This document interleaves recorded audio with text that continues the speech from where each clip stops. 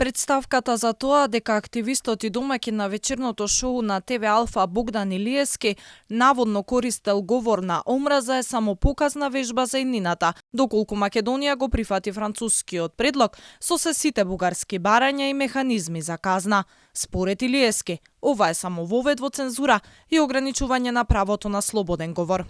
И ова е само една показна вежба, како би изгледала иднината и зашто се тие можат да ни ставаат вето. Покрај за оние историски прашања, и ако историските комисии не се сложат на бугарската верзија на историјата, сега ќе може да ни лупаат вето и за тоа што Богдан напишал како статус или било кој од вас, или па еве комбинирано ако напишете на статус дека Гоце Делчев не е бугарин, тоа може да го сметат за дупли говор на омраза, ем навреда кон бугарскиот народ, ем извртување на историските факти, бидејќи тоа не кореспондира со нивната верзија на историјата. Навистина една сериозна цензура, нарушување на човековите права, на правото на слобода на говор, една тотална спротивност на сето она што ние го нарекуваме европски вредности. Како што е познато, решението на Макрон за кревање на ветото ги содржи и речиси сите бугарски барања, вклучително и механизми за контрола и казнување на така наречениот говор на омраза кон бугарите. Повеќето експерти предупредуваат дека таквиот механизам Бугарија само ќе го злоупотребува за да контролира кој што може да каже за нив. Токму таков е и примерот со представката донесена од невладината дело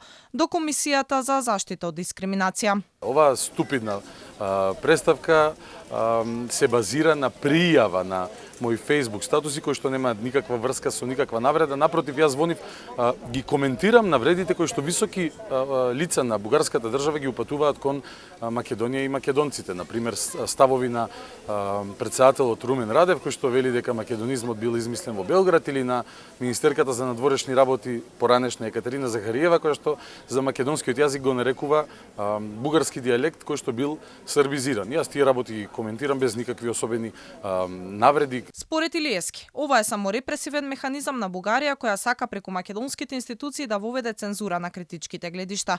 Преседанот со представката за говор на омраза е опасна за слободата на изразување, посебно сега, во време кога целата македонска јавност го крева гласот против францускиот предлог и бугарските навреди и понижувања.